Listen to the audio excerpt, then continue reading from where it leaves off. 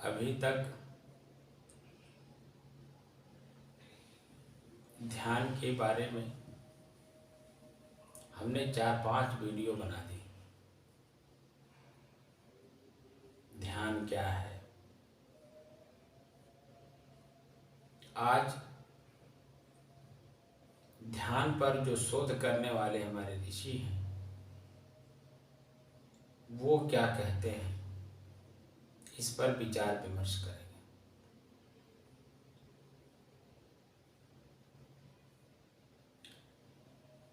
ध्यान वास्तव में योग का ही अंग है।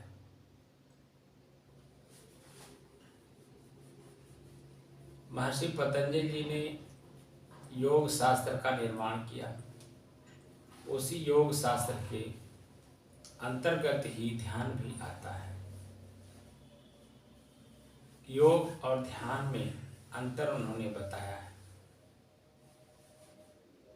महर्षि पतंजलि के पहले, बहुत पहले ऋषि हुए हैं हिरण्यगर्भ।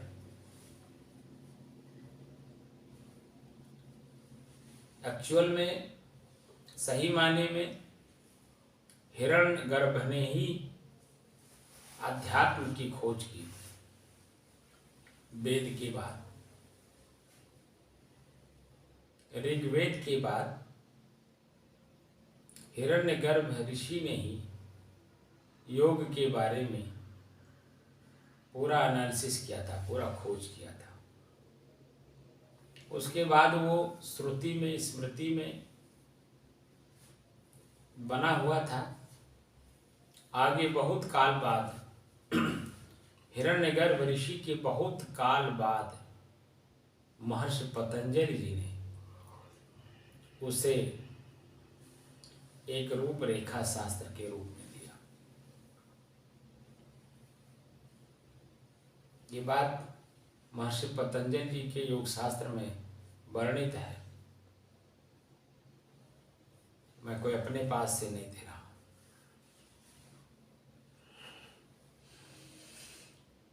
हिरण्यगर्भ जो शब्द है, जो ऋषि थे, ही आरण्य गर्भ, ही माने यह, आरण्य माने जंगल, गर्भ माने वासना। वासना रूपी जंगल में हम भटक गए हैं। इससे अपने आप को कैसे मुक्त करें, कैसे जंगल से अपने आप को निकालें, निकाल करके अपने आप को कैसे आनंदित, प्रसन्नचित, भयमुक्त, निर्भय पद कैसे प्राप्त करें। क्योंकि जंगल में भय होता है। जानवरों का भय, पशुओं का भय, कीड़े मकोड़ों का भय, सांप गोजर का भय। जंगल तो जंगल होता है। जंगल में कभी निश्चिंतता पूर्वक कोई सो नहीं सकता। ये जो आत्मा है, जिसको आप आत्मा कहते हैं, वास्तव में वो चेतन है। वो चेतन जंगल में भटक गया है। उसका भटकाव कैसे खत्म हो, इसका चिंतन, इसकी खोज ऋषियों ने की है। आज हम उन्हीं ऋषियों के ऊपर वह क्या कहते हैं, इस पर चर्चा करने के लिए मैं तैयार हूं। ध्यान, ऋषि हमारे कहते हैं, ध्यानम निर्विषयम मनः। मन का निर्विषय हो जाना ही ध्यान है। ध्यान क्या है? ध्यानम निर्विषयम मनः। मन का निर्विषय हो जाना ध्यान है। अब प्रश्न उठता है कि विषय और निर्विषय, दो बात आ गई विषय और निर्विषय।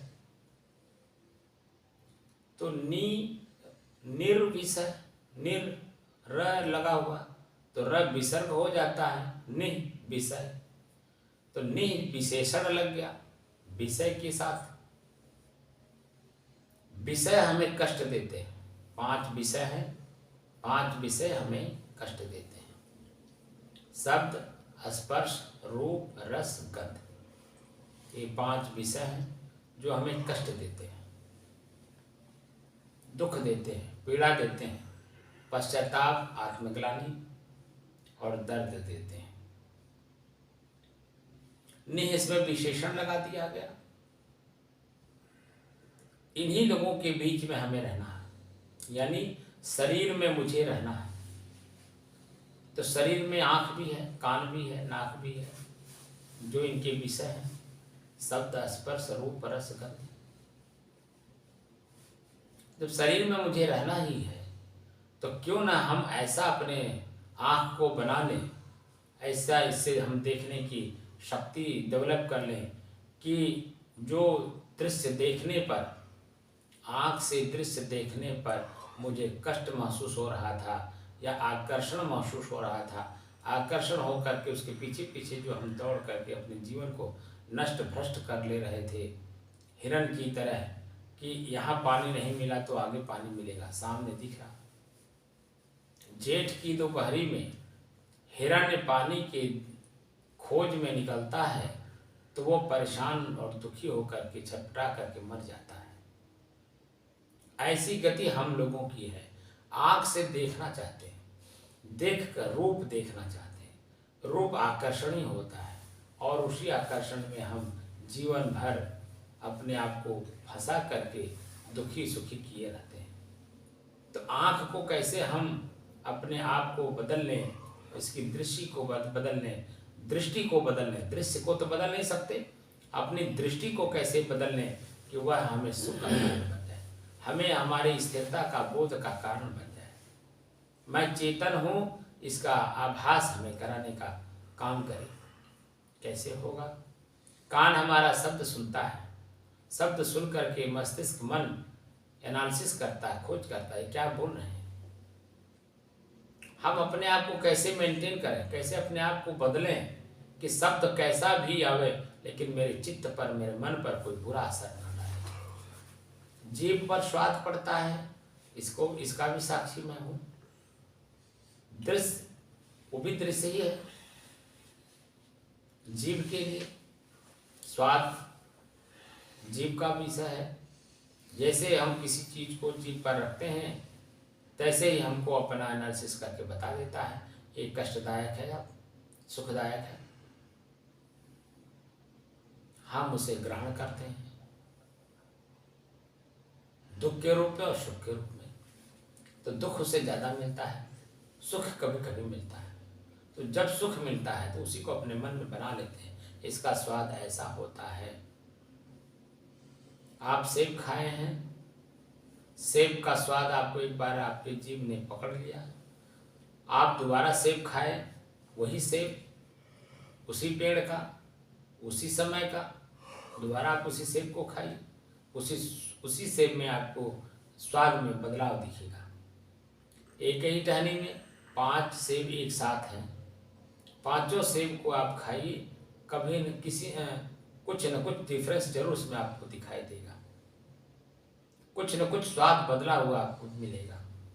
तो आपका जीव एक ही सेब में पकड़ लिया, नहीं ऐसा ही चाहिए। अब वो ऐसा चाहिए तो आप सैकड़ों सेब आप खाते चले जाएंगे और उसको उस तरह का स्वाद आपको नहीं मिलेगा, किसी एक में मिल जाएगा। अब जो आप पहली बार खाए और जो उसके बराबर का मिला, उसके बीच में अनेकों सेब को आपने खाया, जीभ पर चखा, लेकिन आपको स्वाद नहीं मिला तो मन को कष्ट महसूस होता है, यार अभी पूरा लगता है सेब है नहीं। यहाँ तक कि व्यक्ति मन से कह देता है, मुंह से कह देता है चिंतन करके कि लगता है सेब है नहीं, बनावटी है। अब इतना भी नहीं मालूम हमें कि प्रकृति में बदलाव है, क्षण क्षण बदलाव है। एक ही पेड़ में, एक ही डगाली में 5 सेब हैं, पांचों 5 तरह के स्वाद में हैं। मेरा जीव एक स्वाद को पकड़ लिया। अब आप बताइए, तो वहां कष्ट होगा ही। हम पांचों अपने आप को अगर हम जानते हैं तो पांचों सेब के 5 तरह के स्वाद का हम चिंतन करके उसका आनंद लेंगे, क्योंकि मन मेरा पीसफुल है, मेरा मन शांतमय है। जब मन शांतमय होता तभी किसी चीज का आनंद मिलता है। तो महर्षि यहाँ ये कहना चाहते हैं कि जब तक आप इस शरीर में रहेंगे, आंख से देखना ही पड़ेगा, कान से सुनना ही पड़ेगा, जीभ से स्वाद लेना ही पड़ेगा, शब्द मुंह से बोलना ही पड़ेगा, मन से चिंतन करना ही पड़ेगा, हाथ पैर से आपको कर्म करना ही पड़ेगा। तो क्यों ना ऐसा हम एनालिसिस करें, ऐसा चिंतन करें, ऐसा अपना व्यवहार को बदलें, ताकि मेरे मन पर बुरा असर ना पड़े। निर्विषय की बात कर रहे हैं। विषय तो है ही, 5 विषय हैं और वो रहेंगे ही, वो तो प्रकृति का नियम है। लेकिन प्रकृति अपने नियम में वो चलती रहती है, उसमें सुख दुख, हानि लाभ, मिलन वियोग, स्वाद विस्वाद, सब कुछ उसमें है।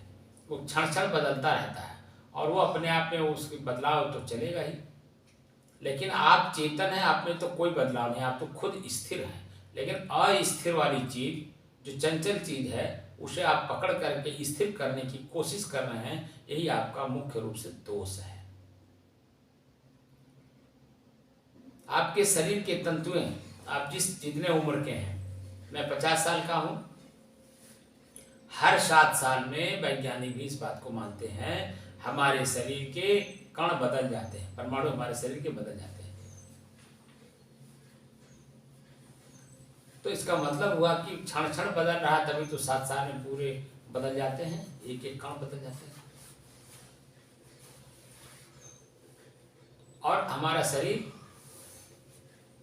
कभी देखने में कितना सुंदर रहता है, फिर देखने में एकदम बिल्कुल कुरूप हो जाता है, बाल पकने लगता है, झुर्रियां आने लगती हैं।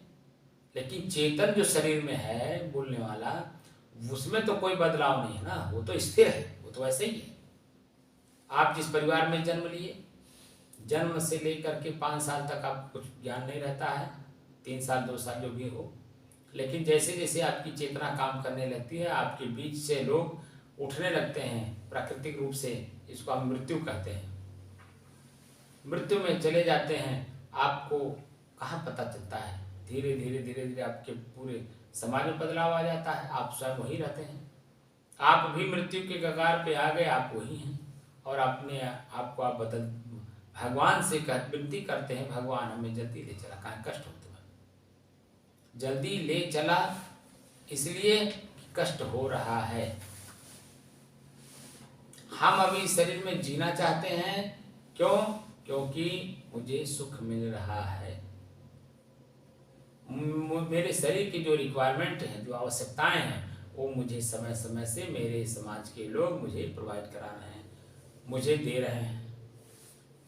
मुझे भोजन की जरूरत है, आँख से भले दिखाई नहीं दे रहा है, कान से भले सुनाई नहीं दे रहा है, हम शरीर से इतने अंदर से कमज़ोर हैं कि चलने फिरने में भी हमें असमर्थता है, लेकिन फिर भी मन बासो उछलता है, जीने की ललक रखती है। क्यों? क्योंकि आपको आपके परिवार के लोग तब तक बना करके रखना चाहते हैं कि जब तक आप इस शरीर में रहें, सुखी पूर्वक रहें, क्योंकि उनके साथ आपने व्यवहार अच्छा किया है समय से, तो वो सभी लोग आपके साथ अच्छा व्यवहार कर रहे हैं। दूसरे लाभ ये हो रहा है उन्हें कि आप सरकारी मुलाजिम रहे, सरकार आपको पेंशन दे रही है, समाज के लोग किसी भी नौकरी में नहीं हैं, तो उनके पास आय का स्रोत कुछ नहीं है, वो आय का स्रोत आप स्वयं हैं। तो आपके आय के स्रोत के कारण आपकी सेवा हो रही है। इस बात का भी एनालिसिस करिए कि जब तक मैं शरीर में हूँ, मुझे सरकार हमें वेतन के रूप में कुछ न कुछ मंथली देती रहती है। रिटायर होने के बाद जब तक आप इस शरीर में हैं, आपको सरकार दे रही है, आपका इनकम हो रहा था, आप अपने पास कुछ खर्च करने के लिए आपके पास जगह नहीं है, तो उस पैसे का खर्च करने के लिए परिवार उत्साहित रहता है। दाल भात रोटी सब्जी कपड़ा लत्ता हर चीज अपने बनाने में लगा रहता है, तो उससे आपका सेवा हो रहा है और आपको लगता है मेरा सेवा हो रहा, मैं सुखी हूं, इसलिए आप अभी शरीर में जीना चाहते हैं। लेकिन जिन व्यक्तियों के पास ऐसा संसाधन नहीं है, उनके अपने लोग ही उनको दुत्कारते हैं, फटकारते हैं, गाली देते हैं, मारते हैं, तमाम तरह की व्यवधान उत्पन्न करते हैं, तो आपको कष्ट महसूस होता है। समय से भोजन नहीं मिलेगा, समय से कपड़ा नहीं मिलेगा, समय से आपके साथ प्रेम से कोई बोलने वाला नहीं मिलता है, तमाम तरह की चीज़ें आपके साथ दुर्व्यवहार होता है। व्यवहार होता है लेकिन दुर्व्यवहार होता है, आपके मन को कष्ट देने वाला व्यवहार होता है। तो आपके मन में आता है भगवान हमें काहे नहीं छोड़ ले हा, काहे नहीं ले चलत हा, तमाम तरह के बात बोलता रहता है। अपने अपनी भाषा में मैं अनेकों राज्यों में घूमा हूँ, वहाँ के बूढ़े लोग जो कष्ट में रहते हैं, उनके परिवार के लोग उनको दुख देते हैं, पीड़ा देते हैं, वो व्यक्ति अपनी भाषा में अपने ईश्वर को, अपने भगवान को याद करता है, हे भगवान हमको ले चलो, हम बहुत कष्ट पे हैं, बहुत दुख में हैं। तो निर्विषय की बात किया ना, अपने स्वयं जब तक आप शरीर में चेतनावान हैं, अपने को निर्विषय बनाओ। विषय तो रहेंगे, कान से सुनने का, सुन करके सहन करने की क्षमता बढ़ाओ। जितना ये सुन करके क्षमता बढ़ाएंगे, सुनने की क्षमता बढ़ेगी, तो उसमें जो बुरे शब्द आएंगे उसको भी सुन करके सहन करने की क्षमता आपकी बढ़ जाएगी और उसको भी सदुपयोग करने में आपको आनंद आएगा। सामने वाला किस भाषा में बोला, आपको कष्ट हुआ, आप अंदर से अगर मजबूत हैं तो आपको हंसी आएगी, बच्चा नादान है, ये भाषा कह करके आप उसको अवॉइड कर देंगे, क्षमा कर देंगे उसे और अपने काम में मगन में, अपने काम की तरफ आप मगन रहेंगे। मेरा काम ये नहीं है, ये सामने वाले ने हमारे साथ जो क्रिया किया है, प्रतिक्रिया के रूप में मुझे क्या देना है, ये एनालिसिस होता है, खोज होती है। सामने वाले ने मुझे गाली दिया तो क्या गाली का बदला मैं भी गाली दूं? तब आप ही का मन आपको रोकता नहीं, वह नादान है, वो बच्चा है, उसका मन चंचल है। आप तो ज्ञानवान हो, आप तो चैतन्य हो, आपको ऐसा नहीं कहना चाहिए। प्रतिक्रिया के रूप में आपको शब्द देना है तो प्रतिक्रिया जो होनी चाहिए वो ऐसे शब्दों का होना चाहिए कि जिससे वो भी दुखी है ना, इसीलिए वो दुख जो जिसके झोली में जो कुछ रहेगा वही तो निकालेगा अपनी झोली से। तो आपका मन मस्तिष्क भी तो झोली है, उसमें जो उसने स्टोर किया हुआ है वही तो निकाल रहा है। हमने अपने मन मस्तिष्क में वो चीज़ें नहीं स्टोर रखी हैं, तो ऐसी जो चीज़ें हमने स्टोर रखा है तो हम ऐसी चीज़ को निकाल करके उसके सामने प्रस्तुत करें कि ताकि उसको अपने आप में पश्चाताप हो कि मेरे मुंह से गाली निकल गया, मुझे नहीं कहना चाहिए था। तो बहुत सज्जन व्यक्ति है, ये तो दिख रहा है सज्जन है। आपका जो कर्म है, सुनने की जो क्षमता है, उसमें बदलाव दिखना चाहिए, तब आप ज्ञानी माने जाएंगे, आप चैतन्य माने जाएंगे। तो चेतना तो स्थिर अपने आप में है, लेकिन आपने मन के साथ जुड़ करके अपने आप को चंचल बना लिया। तो ध्यानम निर्विषय मन का निर्विषय हो जाना ही ध्यान है। इस बात की जानकारी हमारे ऋषि महर्षि संत महात्मा देते हैं। तो चलने की कला भी सीखने को मिलता है, उठने का, बैठने का, चलने का, चिंतन करने का, हर चीज का, बोलने का, सुनने का भी कला होता है। बड़े बड़े अधिकारियों को आप देखिए, अपने सीट पर स्थिर रहते हैं, 2 घंटे 3 घंटे जो जनता से मिलते हैं, उनको आप देखिए, उनके सुनने की कला कैसी है, सुन करके अपने आप को कैसे मेंटेन किए रहते हैं, प्रफुल्लित प्रसन्नचित्त कैसे रहते हैं। सामने वाला छटपटाता हुआ आता है और उनके सर पे हाथ फेर देते हैं, मतलब शब्द बोल देते हैं, शब्द लिख देते हैं उनके कागज पर, वह अपने आप में मजबूत होकर के लौट जाता है कि मेरा काम हो गया, मैं अधिकारी से मिल लिया, उन्होंने मेरे कागज़ को ले लिया, मेरे कागज़ पर उन्होंने कुछ लिख दिया, वो नीचे भेज देंगे, मेरा काम हो गया। अधिकारी देखिए उनको कितना, हर प्रकार की ट्रेनिंग अधिकारियों को दी जाती है। जितने बड़े अधिकारी होते हैं उतने देखिए उनका मन पीसफुल रहता है, वो शांत मन से बैठे रहते हैं समस्या का समाधान करने के लिए। वही काम आप सभी लोगों को करना है। वह तो जनता का सेवा करने, समस्या समाधान करने के लिए सरकार बैठा रखी है, एक अधिकृत व्यक्ति बना करके। आपको स्वयं सरकार बनना है। आपकी तमाम प्रकार की समस्याएं हैं, समस्याओं को कैसे समाधान करेंगे? आप खुद अपने आप एक सरकार हैं। आपका जो शरीर है, आप जरा अंदर तो जाइए, अपने शरीर के अंदर जाइए, बाहर की आंख को बंद करिए और अंदर की आंख को जगाइए और अंदर अपने प्रवेश करिए, और प्रवेश करके देखेंगे तो आपका शरीर भी एक राज्य है। उस राज्य के सम्राट आप स्वयं हैं।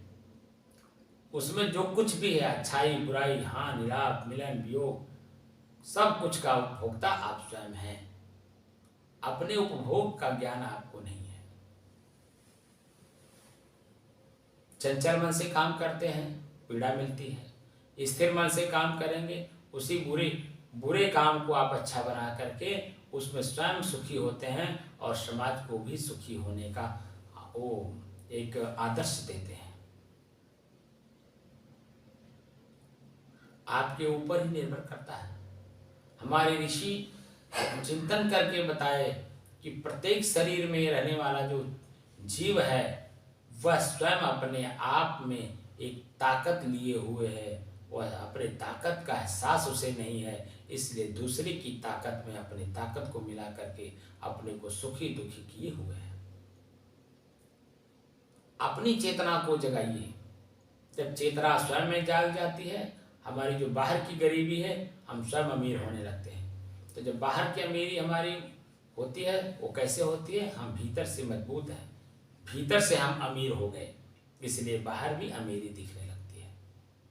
यानी हम सहन करने की क्षमता रखने लगते हैं। किसी भी चीज़ को लक्ष्य बनाए पाने के लिए, तो वो लक्ष्य देर में मिलता है, शुरू करने से लेके और मिलने तक बीच में अनेकों तूफान आते हैं, अनेकों दुख आते हैं, अनेकों प्रकार के कष्ट आते हैं। उसको सहन करने की क्षमता उसमें आ जाती है। जैसे हम आप सभी लोग मनुष्य ही हैं। अब इसमें अलग अलग क्षेत्र हमने चुन लिया। मैं साधुशाही का, आप लोग किसानी का, गृहस्थी में भी अलग अलग है। कोई किसान है, कोई नेता है, कोई दुकानदार है, कोई बनिया है। अलग अलग क्षेत्र में अलग अलग काम कर रहे हैं। वो काम जब शुरू करते हैं और जब तक हमारा मन संतुष्ट नहीं हो जाता है कि मैं इस काम से परिपूर्ण हो गया, तब तक आपको कितना सहन करना पड़ता है। और जब वही आप अपने आप में धनवान हो जाते हैं तो क्या होता है? बाहर का धन, तो आप सुखी महसूस करते हैं अपने आप को। लेकिन उसमें सुख है कहाँ? सुख तो मिलता नहीं, दुख मिलता है। लेकिन उसको पाने के लिए जो आपने शुरू किया है, तो शुरू से मान लें किसान है, किसान खेत से अन्न पैदा करने का काम करता है।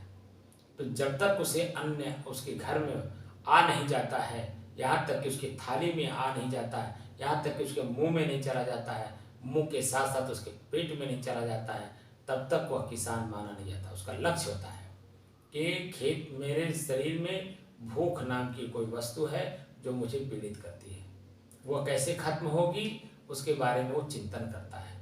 तो देखता है कि ये जमीन से हम कुछ पैदा करें जिससे कि मेरा भूख मिटता रहे, मेरे परिवार का भूख मिटता रहे।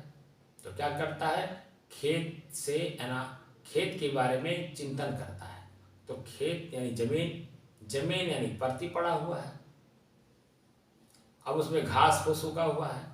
अब उसे चिंतन करना पड़ता है कि अब क्या करें। तो जैसे चिंतन किया, अब कर्म भी करना है। तो चिंतन उस कई दिन तक चलता है, कई तरह से चलता है, और चलने के बाद जब मन मजबूत हो जाता है, नहीं अब खेत में मुझे काम करना है, जब काम करने के लिए मन बना लेता, मजबूत करके जब खेत में उतरता, जमीन पर उतरता है, तो उसमें बहुत सारे बाहरी कमेंट आते हैं। हमारे जैसे बहुत सारे ज्ञानी लोग उसके ऊपर कमेंट करते हैं,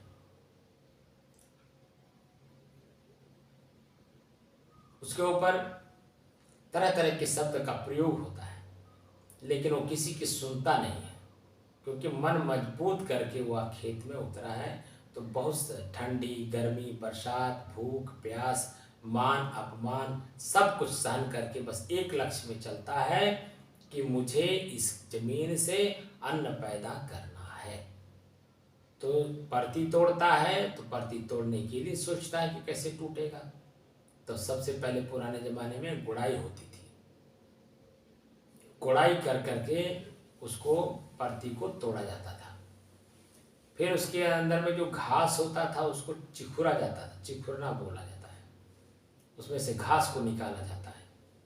उसके बाद कंकड़ पत्थर, फिर उसके बाद उसमें ढेला जो होता है, मिट्टी का जो बाड़ जैसा, चेपा बोलते हैं उसको, ढेला बोलते हैं गांव देहात में, उसको फोड़ते हैं। फोड़ करके फिर उसको बराबर करते हैं। फिर उसके बाद उसमें एक बार गुड़ाई करते हैं। तो गुड़ाई करते समय भूख लगेगी, प्यास लगेगी, गर्मी होगी, तमाम तरह की परेशानियों को झेलता है। झेलने के बाद फिर उसमें हल चलाता है, कई बार हल चलाएगा। जब खेत को खेत की तरह जान लेता, बन गया है, तब उसमें समय पर, किस समय में हम गुड़ाई कर रहे हैं, जुताई कर रहे हैं, उस समय में वो जो एनवायरनमेंट होता है, उस समय का प्राकृतिक वातावरण होता है, उस तरह का बीज उसमें डालता है। तब उसमें वो अच्छा समय से अच्छा पैदावार लेता है। तो पैदावार तो 3 महीने बाद मिलेगा। आज हमने बीज बोया, तो बीज बोने के बाद किसान वह होता है कि जो प्रतिदिन सुबह शाम दोपहर तीनों टाइम अपने खेत का देख रेख करता है। तो प्रतिदिन जब जाता है, तो एक दिन में 3 बार जाता है, तो 3 बार में 3 तरह का ज्ञान होता है। सुबह जाएगा तो शीत पड़ा रहेगा, दोपहर में जाएगा तो शीत गायब होगी, शाम को जाएगा तो उसमें देखिएगा कि अंकुर आया कि नहीं आया। तीनों समय में 3 तरह का उसको ज्ञान होता है। तो प्रतिदिन तीनों टाइम जा रहा है तो उसमें बदलाव दिखता है।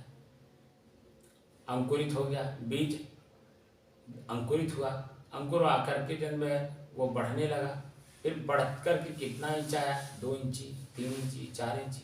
अब इसकी आवश्यकता क्या है, पानी का, खाद का, पशु पक्षियों से बचाना है, चिड़िया चुरुंग से बचाना है, आदमी से बचाना है, जानवर से बचाना है, पशु से बचाना है।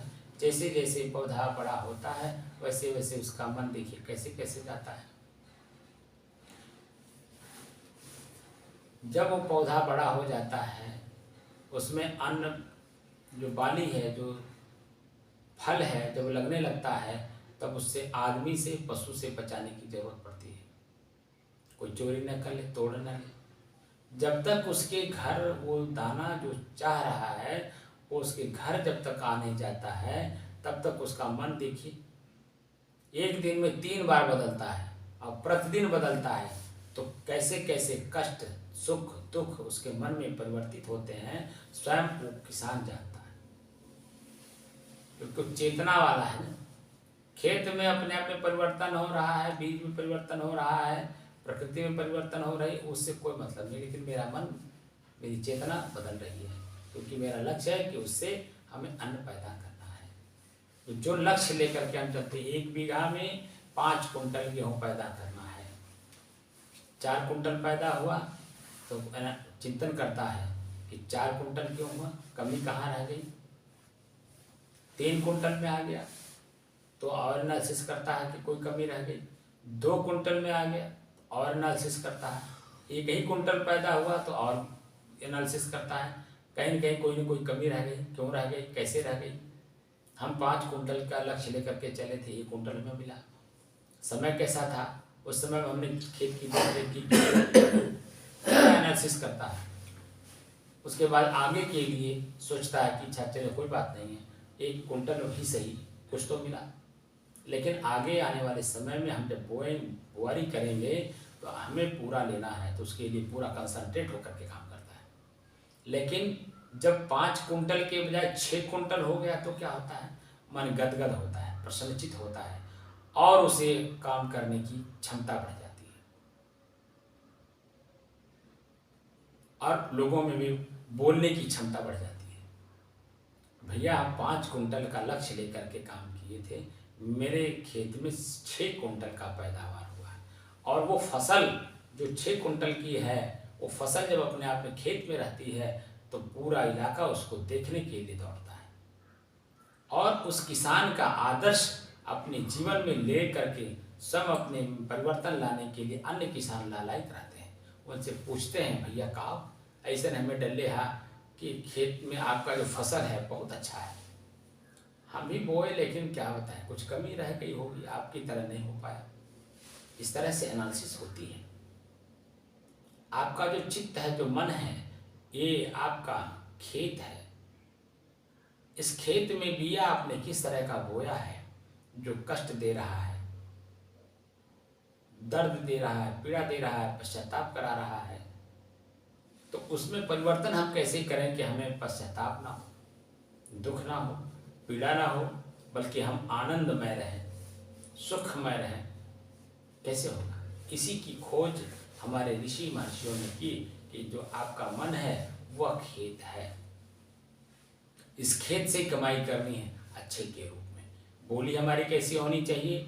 जो प्रतिक्रिया के रूप में, क्योंकि हम क्रिया करेंगे और प्रतिक्रिया के रूप में सामने वाला हमारी बोली का एनालिसिस करके हमारे शब्द को रिटर्न करता है, वापस करता है। तो किस रूप में करता है? हमने अगर गाली हमारे मुंह से निकला है तो सामने वाला प्रेम की भाषा नहीं बोलेगा, वह गाली की भाषा ही बोलेगा। और हमारे मुंह से अगर ये के शब्द निकला गाली का तो सामने वाला हमको 10 गाली निश्चित है देगा, क्योंकि सूद ब्याज सहित रिटर्न करता है ना। आप भी किसी का कोई चीज लेते हैं तो सूद ब्याज सहित आपको 10 गुना करके देना पड़ता है। तो सामने वाला भी आपसे लिया तो 10 गुना लौटाएगा ना, 10 गुना बना करके। अच्छा चीज 10 गुना बना के नहीं देता है, लेकिन बुरा चीज 10 गुना बना के आपको देता है, तुरंत देता है। और वह गाली वाली जो आपके मुंह से गलती से निकल गई और सामने वाला सुन करके और पुनः आपने अपने आप को संभाल लिया, यानी क्षमा मांग लिया, भैया हमारे मुंह से गलती हो गई, शब्द निकल गया, आप शब्द के रूप में उसे क्षमा कर दिया, तुरंत वो भी व्यक्ति क्षमा कर देता है, वो भी कंसंट्रेट हो जाता है। अच्छा चलिए कोई बात नहीं, तो दोबारा आपके मुंह से गाली ना निकले वो इस बात का ध्यान रखता है। और जैसे निकलता तैसे तुरंत आपको टोकता है कि अभी आपने क्षमा मांगा, फिर आपके मुंह से गाली निकल गई, भाई आप माफ करने लायक नहीं हो। और अगर उसमें तू मैं और बढ़ गया तो कहाँ तक जाएगा आप सहज समझ सकते हैं, क्योंकि आप भी चेतना वाले हैं। तो चेतना समय समय से अपने आप में चैतन्य हो करके काम करता है, अच्छे के रूप में और बुरे के। बुरा करता है तो भी चैतन्य रहता है और अच्छा करता है तो भी चैतन्य रहता है। तो बुरे के रूप में जब चैतन्य रहता है तो वहाँ उसका मन शंका में रहता है, कोई देख ना ले, कोई जान ना ले, कोई पकड़ ना ले, उसमें चेतना लगाए रखता है। लेकिन अच्छा काम करते हैं तो आपके मन में ये होता है कि और कितने लोगों को हम बता दें इस काम को करने से आपको ये लाभ होगा, वो भी चेतना रहती है। एक चेतना अपने को बचाने में, एक चेतना अपने आप में ऐसी होती है कि हम अपने कर्म को दूसरे से भी शेयर करना चाहते हैं। तो ध्यानम निर्विषयम मन का निर्विषय हो जाना, शांत हो जाना, अपने आप में अपनी स्थिति में वापस लौट जाना, जो आप हैं, जिस जगह हैं, जैसे हैं, जिस रूप में हैं, वहां अपने रूप में वापस आ जाना, ये ध्यानम निर्विषयम मन है। ध्यान क्या है? हमारे ऋषि कहते हैं मन के अंदर में जो विषय है हमने पकड़ रखा है, कान का विषय है शब्द को हमने सुन लिया, किसी से सामने वाले का हमने एनालिसिस किया, सामने वाला क्या बोल रहा है, उसको सुन समझ करके उसकी तरह प्रतिक्रिया देते हैं। आपको दिन में 10 लोग मिलते हैं, 10 तरह के शब्द बोलते हैं, आपका मन एनालिसिस करता है। 10 के तरह 10 तरह का भाव प्रतिक्रिया के रूप में देता है और अपने आप को सुखी दुखी करता है। क्योंकि परिवर्तनशील संसार में आप परिवर्तन वाली ही चीज देखेंगे ना, क्षण बदलता है, तो आपका मन भी क्षण बदलता है। लेकिन आप में परिवर्तन नहीं है, प्रकृति में परिवर्तन है, संसरण है, चलते रहना, सरकते रहना, परिवर्तन होते रहना। इस सृष्टि का नियम, पंच प्रकृति का नियम है, कुदरत का नियम है। कुदरत के नियम को हम आप चेतना वाले, रूह वाले नहीं बदल सकते, क्योंकि हम तो चेतन है ना, हम तो स्थिर हैं। लेकिन इसी में हम मिल गए हैं, अपने आप को मिला दिए हैं, जिसके कारण उसके बदलाव को देख करके हम सुखी दुखी होते रहते हैं। जो कि प्रकृति अपने आप में बदलती रहती है, उसे अपने आप को पता नहीं मैं अच्छा हो रही हूँ या बुरा हो रही हूँ, ये तो चेतन बताता है। चेतना चेतन से कहती है कि तुम गलत कर रहे हो। आपके मन के अंदर में 2 तरह की वृत्तियां होती हैं, एक शुभ एक अशुभ। तो शुभ वृत्ति आपको अपने आप में बदलने के लिए बनी रहती है और अशुभ वृत्तियां आपके शुभ कर्मों को, शुभ भाव को अशुभ में ले जाने के लिए तत्पर रहती है। अब चेतना आप चेतन हैं, दोनों को जान रहे हैं। अब दोनों से कैसे काम लेना है ये आपके ऊपर डिपेंड करता है। तो चेतना अपने आप में चेतना बनी रहे, हम अपनी चेतना में वापस कैसे लौटें, हम अपने आप में वापस लौट करके अपने आप में सुखी कैसे हो जाएं कि मेरे में दुख दोबारा हो ही ना, मैं दुख मुक्त हो जाऊं, कैसे हो।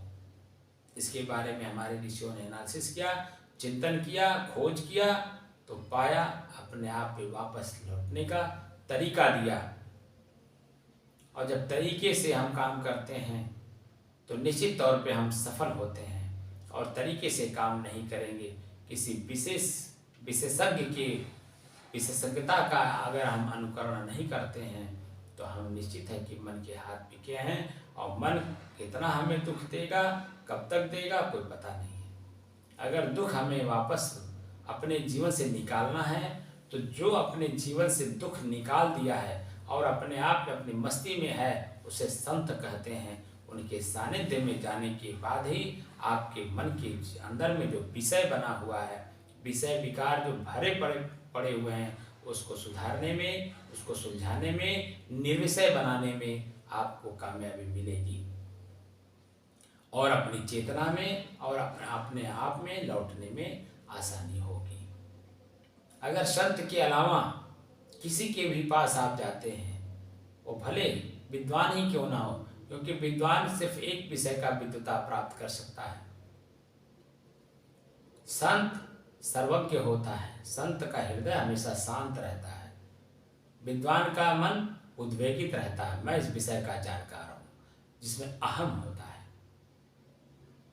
अहम बुराई के रूप में होती है, मैं जानकार, ज्यादा जानकार, ये मन कहता है, चेतना नहीं कहती। चेतना तो इसको जानता है, समझता है, देखता है, चखता है, छूता है, हर काम करने के बाद एनालिसिस करता है कि तो हमारा ही मन चंचल है, हमें पीड़ित किए हुए है।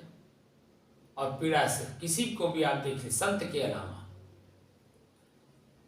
जिसको भी आप देखेंगे उसके चेहरे से मुस्कुराहट गायब होगी। और संत कितना भी बड़ा शब्द आ जाए बुरे के रूप में, वो हमेशा मुस्कुराता हुआ मिलता है, चेतना में रहता नहीं। इसलिए जो संत संत होते हैं, संत संत सब ही बड़े, अपनी अपनी ठौर, शब्द विवेकी पारखी, ते माथे के मोर। सभी लोग अपने अपने जगह पे बड़े हैं, मन भी बड़ा है, चेतना भी बड़ी है। अब मन क्या है? ध्यानम निर्विषयम मन। मन क्या है? मन का निर्विषय होने की बात हो रहा है ना। मन क्या है?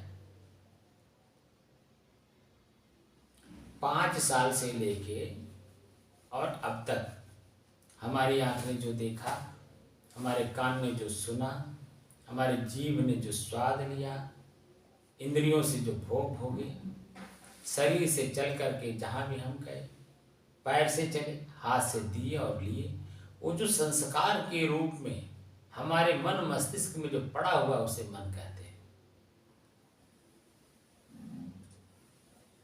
एक उदाहरण और आता है कि सूर्य और वृक्ष के बीच में जो छाया बनती है वही मन है।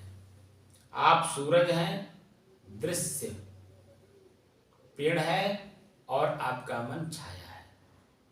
वो पकड़ लिया ना। जीभ, मैंने कहा नहीं कि सेब आपने पहली बार खाया, उसके स्वाद को अपनी जीभ पे आपने पकड़ के रख लिया, और उसी तरह से आप खोज करते हैं, चिंतन करते हैं कि ये जो सेब मैंने लिया उस स्वाद का नहीं है जिस स्वाद को मैंने पहली बार लिया था। उसमें परिवर्तन दिखा है। बाजार में सेब बिकता है। सेब की क्वालिटी भी होती है, सेब की वैरायटी भी होती है। वैरायटी जिस तरह की होगी उसके स्वाद भी उसी तरह से होंगे। लेकिन एक ही वृक्ष में 5 फल हैं, एक ही डगाली में, तो पांचों के भी स्वाद 5 तरह होंगे, कुछ न कुछ डिफरेंस जरूर होगा। तो आप उसको स्थिर करना चाहते हैं तो दोषी हो गए। आप सृष्टि के नियम को समझिए, परिवर्तन को देखिए कि जो मेरे मुंह में सेब है वर्तमान में उसका आनंद लें। पहले के स्वाद में क्या स्वाद था? बढ़िए, एक मिनट बढ़िए। पहले के स्वाद में क्या था और अब के स्वाद में क्या है, क्या आप नहीं जानते। परिवर्तन देख रहे हैं तो परिवर्तन में आप चाहते हैं वही पहले वाला ही हो, तो पहले वाला कैसे होगा? जो स्वाद जो उस वस्तु में होगा उसका अपना स्वभाव होगा ना। स्वभाव, सेब का अपना स्वभाव है, प्रकृति का अपना स्वभाव है, तो अपने में जो स्वाद होगा वही मिलेगा। तो मन को कैसे बदला जाए, कैसे चेंज किया जाए, कैसे उससे काम लिया जाए? तो मन आपका है, आप मन नहीं हो। आपको ज्ञान होना चाहिए कि मैं अपने मन से प्रेजेंट में, मानी वर्तमान में कैसे मैं रहूं, कि अपने ही चीज़ों को, अपनी ही वस्तुओं को, अपने ही व्यक्तियों से मैं कैसे काम लूं। यह चेतना का काम है। आप चेतन हैं, आप राजा हैं। राजा का काम है अपने प्रजा को सुचारू रूप से चलाने के लिए अपने मंत्रिमंडल का गठन जो हमने किया है उनसे काम हम कैसे लें, ये राजा के ऊपर डिपेंड करता है।